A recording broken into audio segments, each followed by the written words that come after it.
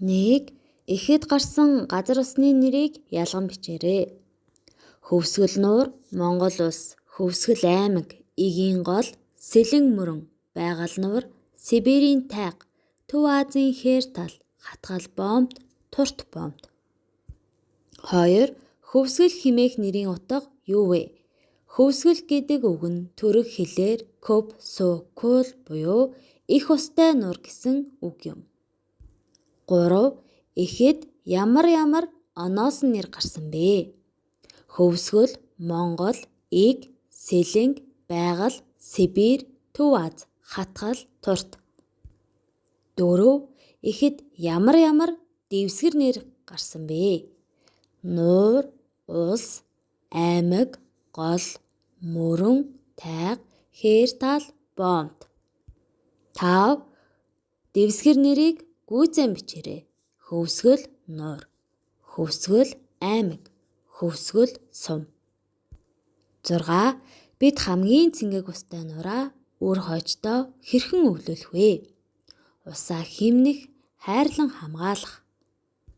7. Монголчуудын байгалаа хамгаалах уламжлал болоод устай холбоотой цээр 3-ыг олж бичээрэй.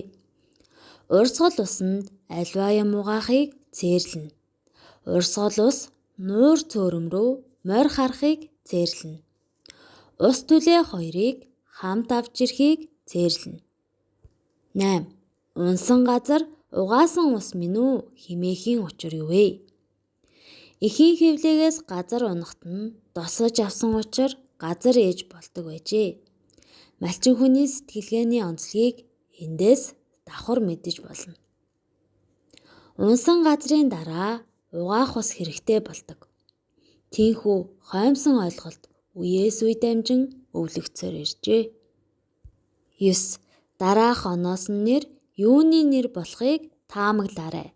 Баян зүрх, улаан уул, Эренчин лөмб, Цагаан нуур, Чандман өндөр, Шин идэр, Галт, Жаргалант.